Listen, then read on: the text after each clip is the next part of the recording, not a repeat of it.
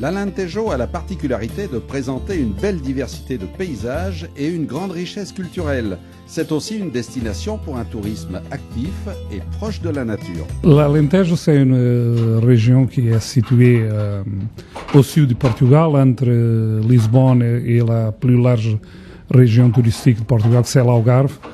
Nous sommes une région qui couvre entière de Portugal. Nous avons la même dimension d'un pays comme Belgique ou Hollande, mais la particularité plus forte de notre région, c'est seulement demi-million de personnes, avec des villes la plus large à 50 000 habitants. Alors tout ça donne une particularité différente à notre région.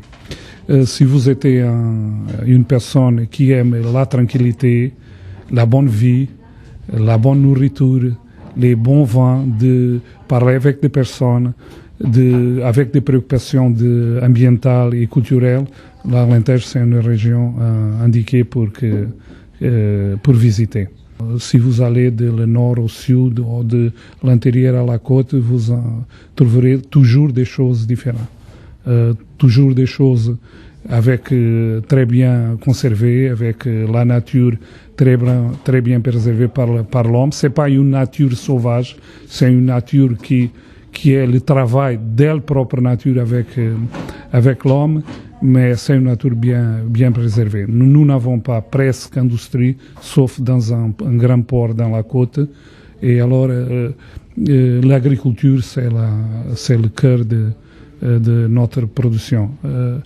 Nous sommes le centre de la production du chêne liège au monde.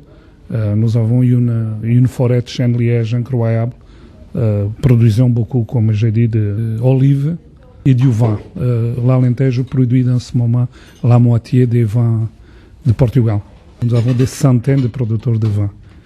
Et alors, toute notre gastronomie, c'est une gastronomie méditerranée. Nous intégrons la classification que l'UNESCO a donnée à la gastronomie méditerranée. Le sud du Portugal est aussi dans cette certification. C'est une gastronomie qui, dans notre région, a le poisson, parce que nous avons une côte incroyable, des poissons incroyables, le cochon, et les moutons et les herbes sauvages. Nous n'avons pas de tourisme de masse dans notre région parce que nous n'avons pas beaucoup d'hébergements.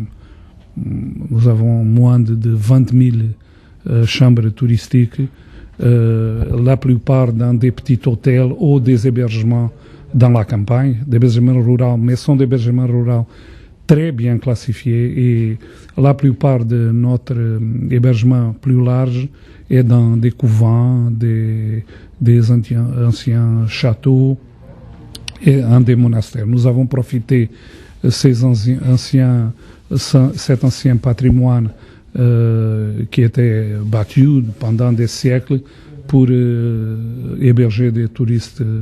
Nous préférons utiliser dans anciens bâtiments que de construire des nouveaux.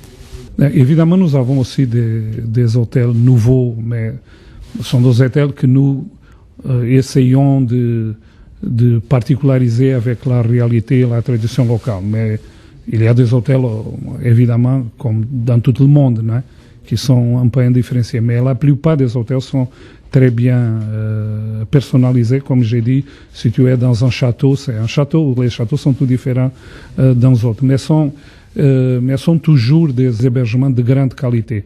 Même si tu ne payes pas beaucoup, comme si nous comparons avec la France, eh bien, tu payes la moitié, évidemment, que tu payes ici, au moins que la moitié, mais sont des hébergements très qualifiés.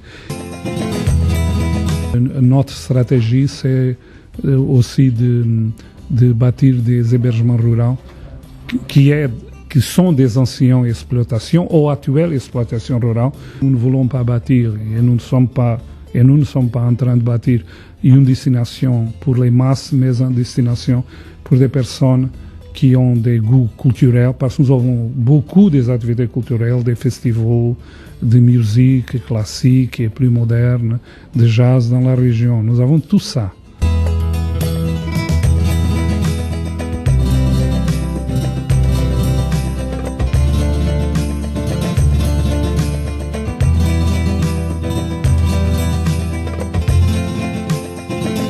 les Portugais, ils parlent toutes les langues.